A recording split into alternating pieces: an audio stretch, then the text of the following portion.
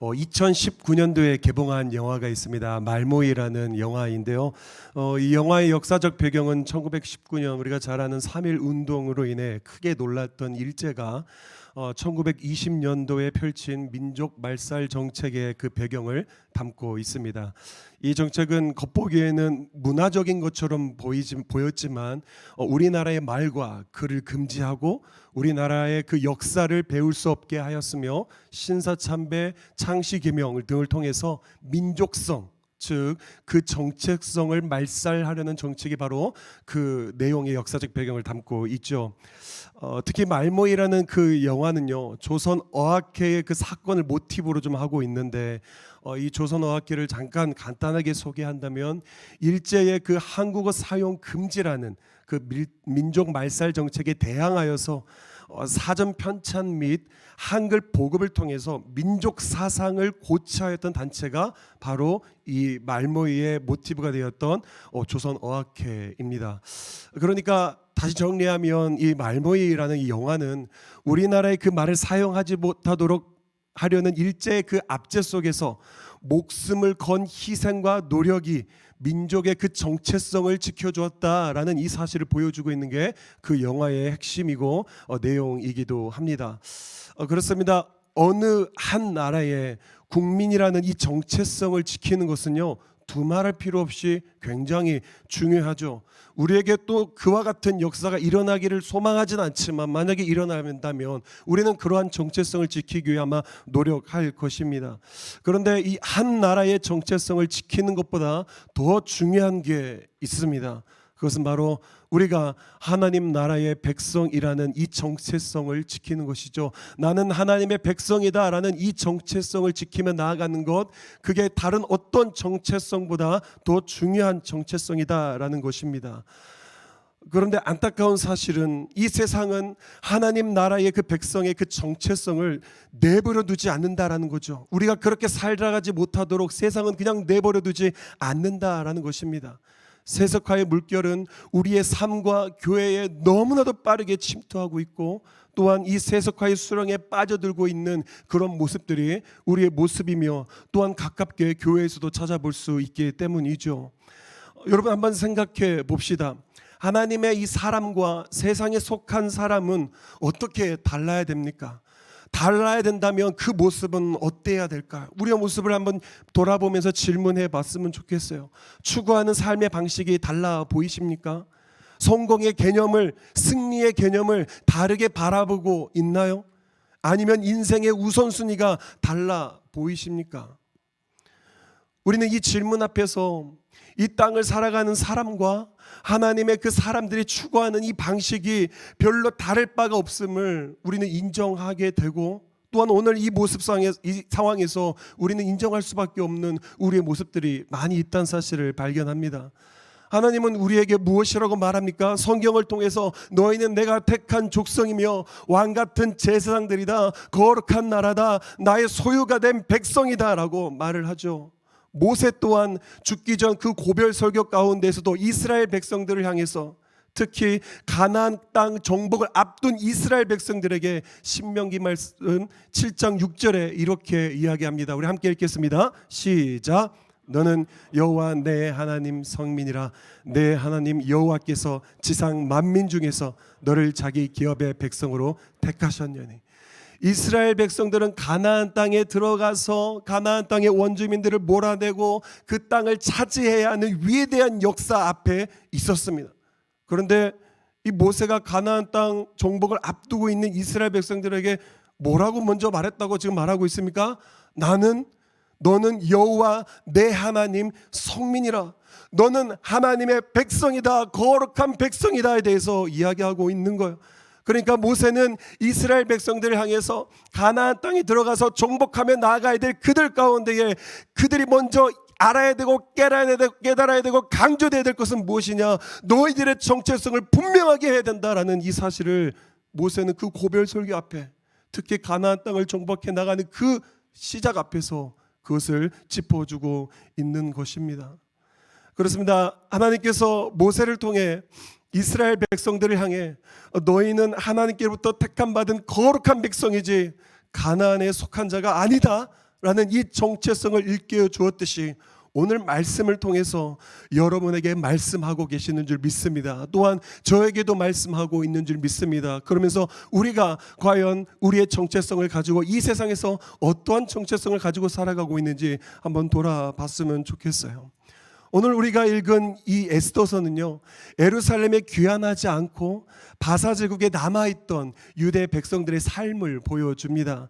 그 중에 주인공이 되면서 나아가는 인물이 두 명이 나오는데 모르드게와 에스더라는 사람이죠. 이 둘은 사촌 관계입니다. 그리고 이 에스더는 바사의 나라에 포로로 끌려왔지만 왕비가 되는 그런 놀라운 일들도 일어나게 되죠. 그런데 문제는 뭐냐? 바로 유다를 대적하는 하만이라는 사람이 등장하게 됩니다.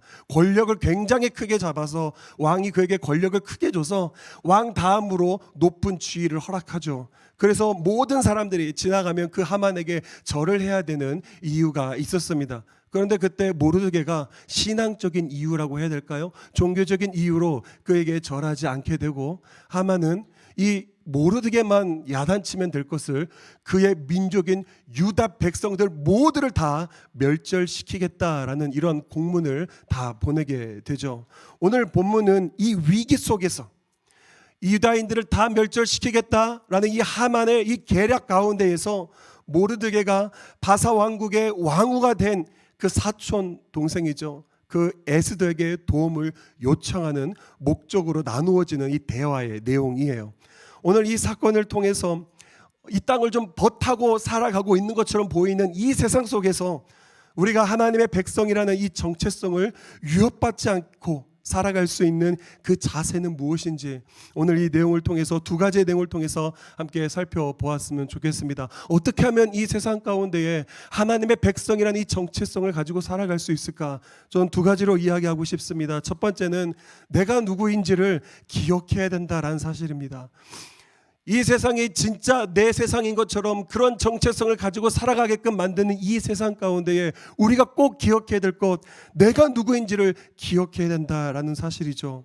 2015년도에 경희대학교 국제교육원 원장이었던 조현영 교수가 한 인터뷰에서 해외로 입양된 한국인들이 자신이 한국인이라는 이 정체성을 가질 수 있도록 한국어와 문화와 그 교육을 제공해야 된다라는 그 주장을 한 인터뷰에서 본 적이 있습니다. 그리고 이것에 관심을 갖게 된 한 사건이 있었다라고 하면서 그 이야기를 해주는데, 그 사건은 이와 같습니다. 그분이 이제 미국에서 유학을 하던 시절에 아이들 둘이나 입양을 해서 기르고 있는 그 미국의 양부모를 만나게 됩니다. 그런데 놀라운 사실은 그 두 입양된 아이가 모두 다 한국 출신이었다라는 것이죠. 그리고 이 조은영 교수는 한국 출신 두 아이를 입양한 이 양부모의 그 노력의 모습들을 듣게 됩니다. 그 노력은 진짜 친부모의 사랑보다 더 큰 그런 사랑을 보여주고 있는데, 이렇게 했다 그래요. 입양을 한 명 하면 이 아이가 더 정체성에 혼란이 오기 때문에 두 명을 했다는 거예요. 그러면 두 명의 사람이 한국인으로 있으면 이 아이가 덜 정체성에 혼란이 있을 거다라는 이 사실로 한 명만 입양해도 되지만 두 명의 아이를 입양했다라고 합니다. 그리고 그 아이의 정체성을 확립하기 위해서 직접 한국을 방문을 하고요, 심지어 아이를 한국식 포대기에 업어서 그를 키우고 양육했다라는 이야기를 듣게 되죠. 그래서 이 조인영 교수는 어떻게 하면 해외로 입양된 이 한국 아이들 가운데에 어떻게 하면 흔들리지 않을 수 있는 이 정체성을 가지게 할 수 있을까라는 생각을 가지며 그 타국에서 살아가는 그들을 위해서 초청을 해 한국어와 한국 문화교육을 제공해야겠다는 이 마음을 갖게 되었다라는 이 내용을 듣게 됩니다. 즉 해외 삶으로 인해서 또한 입양됨으로 인해서 그곳의 삶이 그 나라가 나의 정체성이다 라고 생각하는 그들에게 아니야, 너는 한국인이야 라는 이 사실을 알려주기 위해서, 너는 누구냐면 이라는 이 정체성을 알려주기 위해서 교육이 필요하고 또한 그런 것들을 제공해야 된다라는 이 마음이 그의 사명을 갖게 되었다라고 말하는 것이죠. 제가 왜 이 이야기를 할까요?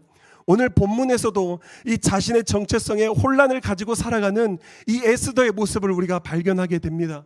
특별히 이 11절에 모르드게의 그 요청을 거절하는 이 에스더의 모습은요, 에스더는 자신이 바사의 사람인지 또한 유다의 사람인지 구분도 하지 못할 정도의 그 삶을 살아왔다라는 것이죠. 그렇지 않고서야 우리가 지금 멸절 상태에 있다, 좀 너가 왕비가 되었으니 우리 좀 도와달라라는 이 모르드게의 이 요청을 어떻게 이 에스더가 거절할 수 있느냐라는 사실이죠.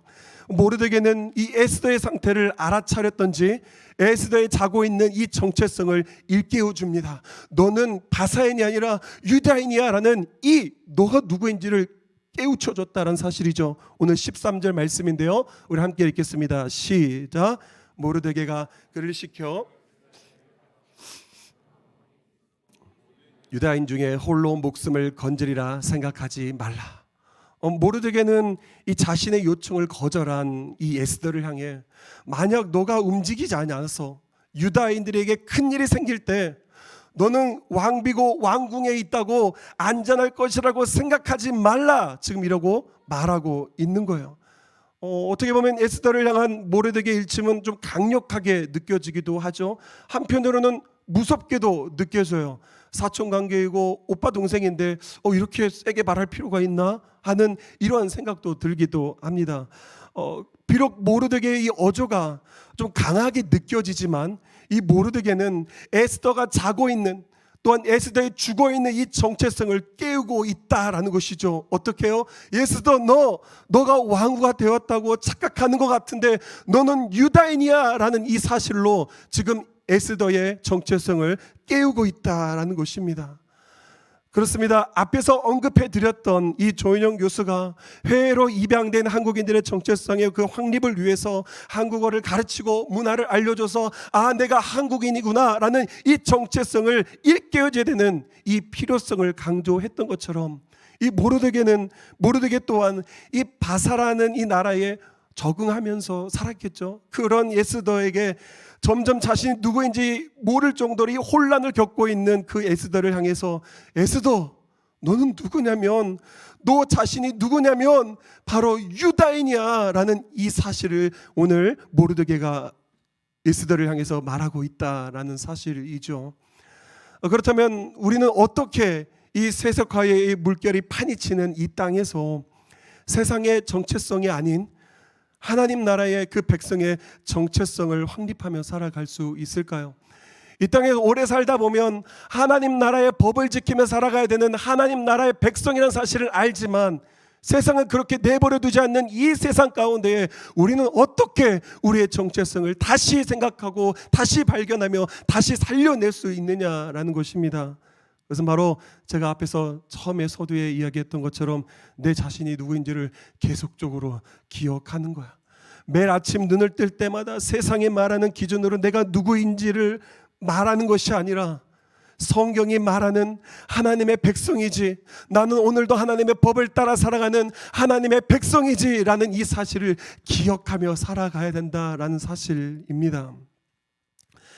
세계 2차 대전 때 독일군들이 유대인들을 무려 600만 명이나 학살을 했다는 사실은 우리가 너무나도 잘 알고 있죠. 그런데 역사적인 기록에 의하면 이 독일군들이 600만 명이나 되는 유대인들을 죽이는 데 있어서 굉장히 쉽지 않았다라고 기록하고 있습니다. 왜냐하면 사람이 사람을 죽이는 것은 결코 쉬운 일이 아니기 때문이죠. 그래서 독일 정부가 한 가지 정책을 내밉니다. 독일군들이 좀 마음을 편하게 해서 그 유대인들을 좀 쉽게 죽일 수 있게 할 수 있는 이 정책이었다고 하는데, 그 정책은 다름이 아닌 아우슈비츠라는 이 수용소 안에 화장실을 많이 짓지 않고 오직 딱 2개만 짓는 것입니다. 그리고 하루에 2번, 그리고 10분씩 이용할 수 있게 하는 이 정책을 세우죠. 이 목적이 뭐였냐라는 거 보니까 인간의 존엄성을 말살시키는 거예요. 그로 인해서 유대인들이 자기가 인간이 아니다라는 이런 모습들이 보이게끔 해서 이 독일군들이 그들을 사람을 죽이는 것이 아니라 짐승만도 못한 자들을 죽이는 것 같이 마음의 편안함을 주자라는 이런 정책을 세웠다라는 것이죠.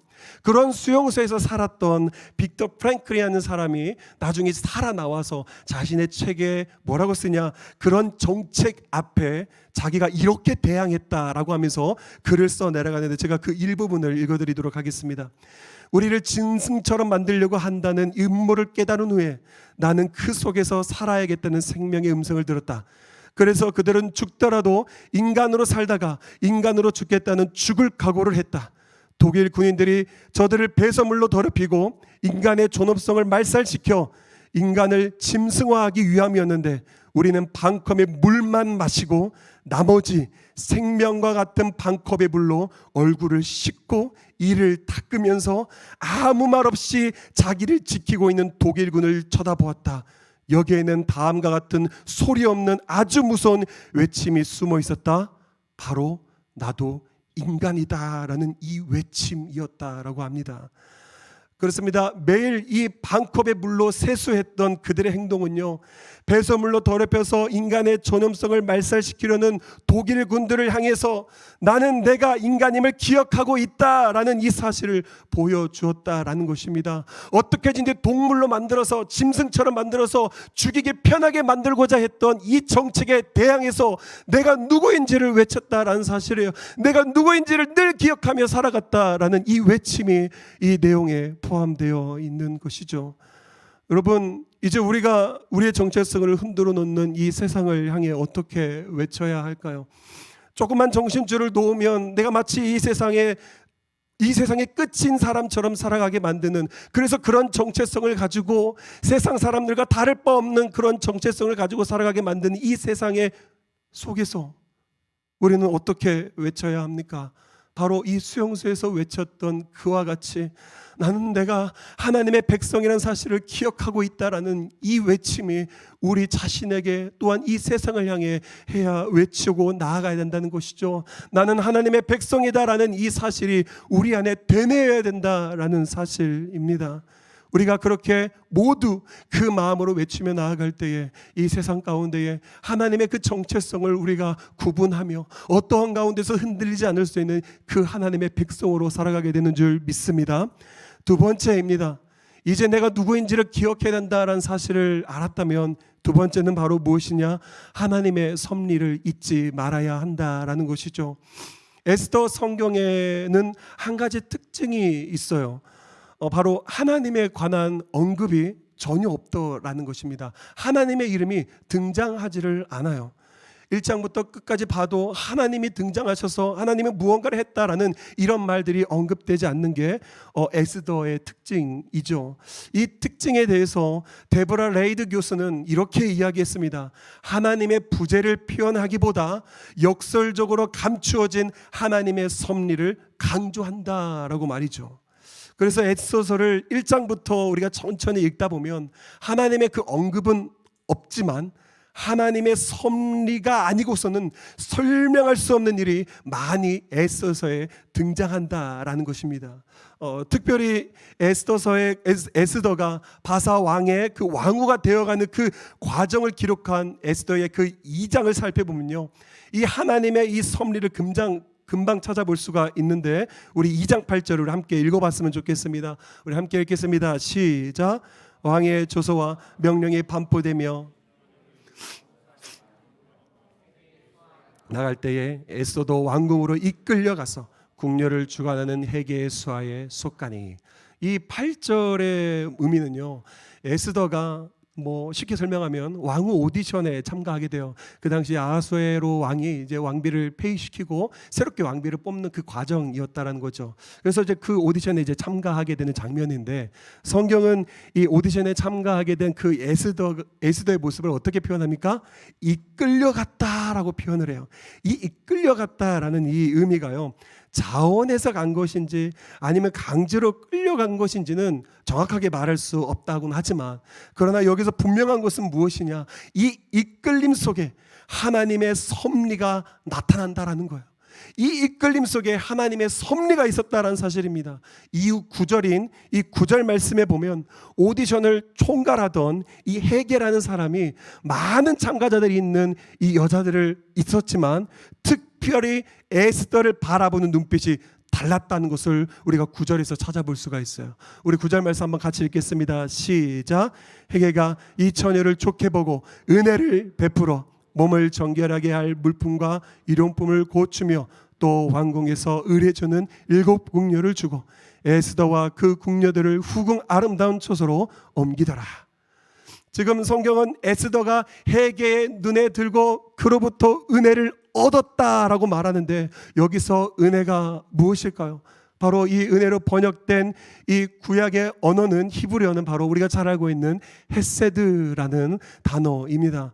이건 우리가 잘 들었다시피 하나님의 그 백성을 향한 하나님의 사랑과 그 자비를 묘사하는 하나님의 성품이 바로 이 헤세드인 것이죠. 즉 인간이 인간에게 베풀 수 있는 모습이 아닙니다. 오직 하나님만이 인간에게 베풀 수 있는 성품, 그것이 바로 헤세드죠. 즉 헤게가 베풀 수 없는 그 은총은 바로 하나님의 섭리 가운데에 그 에스더를 위한 하나님의 인도하심이었다라는 사실을 보여주고 있는 것입니다. 그렇습니다. 하나님은 그가 누가 되었든 은혜를 입도록 여건을 만들어서 하나님의 백성들의 길을 인도해 가시는 분이라는 사실을 보여주죠. 그리고 이 에스더는 끝내 에스더에게 그 바사 왕의 그 왕후가 되는 놀라운 일을 하나님께서는 허락하십니다. 그런데 문제가 여기 있다는 거예요. 문제는 무엇이냐? 이 에스더가 자신을 왕비로 등극하게 인도하신 하나님의 섭리를, 하나님께서 여기까지 인도하셨구나라는 이 하나님의 섭리를 잊었다는 거죠. 그것은 바로 유다 민족을 멸절하려는 하만의 그 계략에 도움을 요청하는 모레드게를 향해 에스더는 11절에 이렇게 말합니다. 왕의 신하들과 왕의 각 지방 백성들이 다 알거니와 남녀를 막론하고 부름받지 아니하고 안뜰에 들어가서 왕에게 나아가면 오직 죽이는 법이요 왕이 그 자에게 금규를 내밀어야 살 것이라. 이제 내가 부름을 입어 왕에게 나아가지 못한 지가 이미 30일이라 하라 하니라. 이걸 조금 더 쉽게 설명하면 무엇입니까? 바상 왕에게 나아가는 데 있어서 법이 있다라는 거예요. 그런데 그것을 지키지 않으면 저 죽게 됩니다. 그때 살 수 있는 방법은 왕이 금규를 내밀어서 내가 그것을 만짐으로 살 수 있는데, 만약에 그것을 내버려 두지 않고 내가 마음대로 나간다면 저 죽어요. 그러면서 추가적으로 이제까지 왕과 교류를 안 한 지 30일이나 지났다라고 말하면서 자신의 민족이 멸절된다는 그 요청 앞에, 그래서 도움을 구하는 요청 앞에 에스더는 변명과 같은 마음으로 그 모르드게의 요청을 거절하고 있다라는 사실입니다. 저는 이 에스더의 이 고백을 묵상했습니다. 그리고 질문을 안 할 수가 없었어요. 자신의 민족이 멸절을 당한대요. 곧 죽는데요. 우리가 그런 일제와 같은 그런 상황에 놓여 있지 않아서 지금 이게 다가오진 않지만, 만약에 진짜 모든 사람들이 다 죽게 되는 그런 상황에서 내가 도움을 구할 수 있는, 도와줄 수 있는 위치 가운데 있는데 누군가가 도움을 요청한다면 우리의 모습은 어때야 될까요? 이 에스더의 모습과 같이 비슷한 모습으로 혹시 나타나십니까? 아니면 정반대의 모습과 같이 내가 뭐든지 다 해줄게 라며 혹시 그런 모습으로 대답을 할 수 있겠습니까? 저는 그게 후자가 맞다라는 사실이라는 거죠. 그런 상황 가운데에 당연히 우리의 모습은 도움 요청 앞에, 멸절한다는 그 상황 앞에 내가 뭐라도 좀 도와줄 수 없을까라는 이 생각을 갖는 것이 당연히 에스더가 가져야 될 자세이지 않았나라는 이 고민 때문에 저는 이 질문, 이 에스더의 이 고백이 너무 마음에 와닿지 않았다라는 사실이죠. 왜 에스더는 하만의 계략으로 인해서 민족에게 상상도 할 수 없는 그 큰 재앙이 생길 것이라는 그 요청 앞에 왜 거절했지? 왜 이런 태도를 취했지? 라는 이런 생각 때문에 말이죠. 그리고 생각을 정리했습니다. 에스더는 왕후의 자리를 지키고 싶었던 거구나. 하긴 하나님의 그 섭리가 눈에 보이지 않기 때문에 왕후가 된 것이 마치 자신이 이룬 것처럼 보여서, 내가 이걸 어떻게 이룬 건데 내가 그 정체성 하나 찾자고 이 모든 것을 잃어버려? 라는 이 마음이 그 에스더 안에 있었던 것이죠. 그렇기 때문에 이 모르드게가 이후에 하는 말에 보면 지금 그 자리가 이때를 위함인 거라는 걸 넌 모르겠니? 라고 말하며 지금까지 인도하신 그 하나님의 섭리를 다시 한번 생각해봐라 라고 요청을 하게 됩니다. 그렇다면 우리는 어떠할까요? 혹시 우리는 이 신앙의 정체성, 어떻게 보면 하나님의 이 백성의 정체성을 여러 가지 이유를 달면서 감추며 살아가지는 않습니까? 현재 위치에서 또한 더 좋은 위치 속에서 이 신앙의 정체성을 드러냄으로 인해 불이익이 나에게 있지는 않을까? 내가 불이익은 받지는 않을까? 하며 걱정하고 있지는 않나요? 또는 오늘 에스더의 이 첫 반응이 마치 내 모습과 같은데? 라는 그러한 모습을 발견하게 됩니까? 그렇다면 우리는 기억해야 됩니다. 지금까지 그 자리까지 나를 인도하신 분이 하나님이심을 기억해야 되는 거예요. 비록 내가 거기서 나의 정체성을 드러내므로 말미암아 왕후의 자리가 다 잃어버린다 할지라도 그 이유도 하나님이 더 크게 인도하실 거야라는 이 사실, 그 하나님을 믿으며 신뢰하며 나아가는 이 모습, 이 하나님의 신뢰의 섭리를 인정하며 나아가는 모습이 우리 가운데에 있어야 된다라는 사실입니다. 여러분, 우리가 이러한 질문 앞에 우리가 늘 기억해야 되는 것, 하나님의 섭리를 기억할 때구나. 하나님의 섭리가 내 삶 속에 풍성함을 믿고 한 걸음 한 걸음 걸어가야 될 때구나 라는 사실을 기억하며 우리의 정체성이 이 세상으로 말미암아 흔들리고 또한 혼돈되어지며 살아가는 저와 여러분이 되지 않기를 주님의 이름으로 축복합니다. 말씀을 맺도록 하겠습니다. 1950년대에 있었던 일인데요.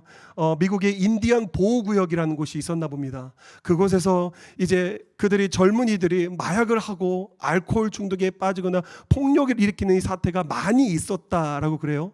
그래서 미국의 심리학자였던 에릭슨이 그곳에 들어가서 원인이 뭘까? 왜 여기서 계속 이런 일들만 일어나는 거야? 특히 그 젊은이들 가운데에 왜 이렇게 좋지 못한 모습이 일어나는 거지? 이런 궁금증을 가지고 그곳에 들어갔습니다. 그리고 학교에 갔습니다. 그런데 무슨 일이 있었느냐? 그 아이들을 가르치는 선생님들이 다 백인이었다라고 그래요. 그리고 그 백인 선생님들이 그 인디언 보호구역에 사는 사람 아이들에게, 젊은이들에게 이렇게 말했다고 합니다. 너희는 왜 그렇게 인디언처럼 행동하냐?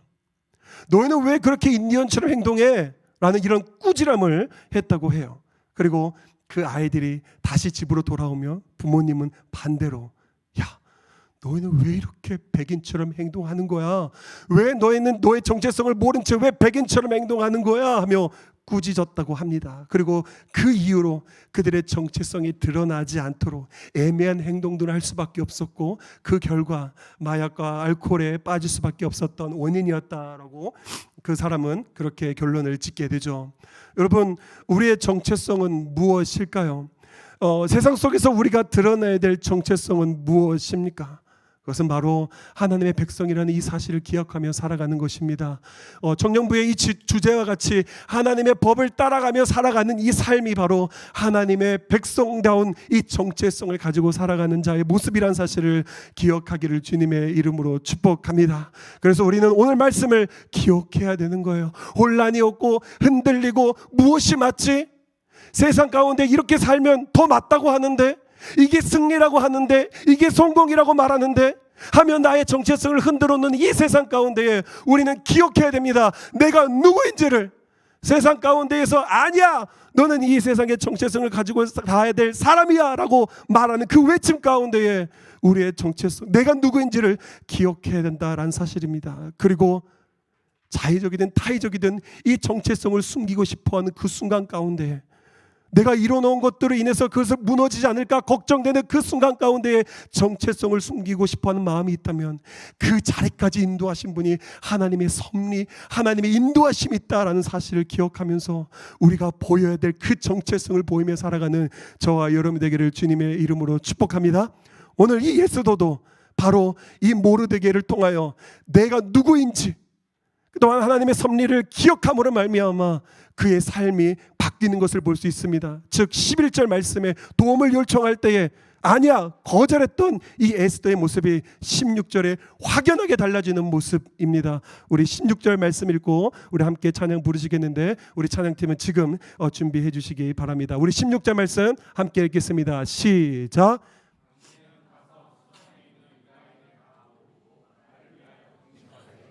밤낮 3일을 먹지도 말고 마시지도 마소서. 나도 나의 시녀와 더불어 이렇게 금식한 후에 규례를 어디고 왕에게 나아가리니 죽으면 죽으리이다. 아멘. 여러분, 이게 바로 자신의 정체성을 깨닫게 된, 자신의 정체성을 발견된 자의 모습일 줄 믿습니다.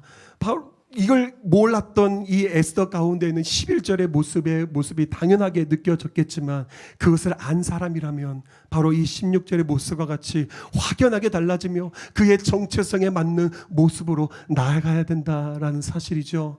오늘 이 내용에 부담감으로 다가올 수도 있을 수도 있습니다. 저 또한 이 내용을 준비하면서 나는 과연 잘 살아가고 있나? 나는 하나님의 백성으로서 살아가고 있나? 더 나아가서 나는 이 세상 가운데에서 사역자로서 나는 제대로 살아가고 있나? 라는 이 질문 앞에 너무 부끄럽게도 대답하는 것이 쉽지 않았습니다. 그 정도로 우리를 그렇게 살아가지 못하도록 만드는 것이 바로 이 세상이며, 그 정도로 어려운 것이 바로 이 세상이라는 사실이죠. 오늘 우리가 살아가는 이 땅 가운데에 어떻게 하면 죽을 때까지 끝까지 이 세상에 있어야 되는 우리 가운데에 그 하나님의 정체성을 확립을 위해 내가 누구인지를 늘 기억하며, 또한 하나님의 섭리를 기억하며 살아가는 저와 여러분 되기를 주님의 이름으로 축복합니다. 우리 함께 찬양 드리겠습니다.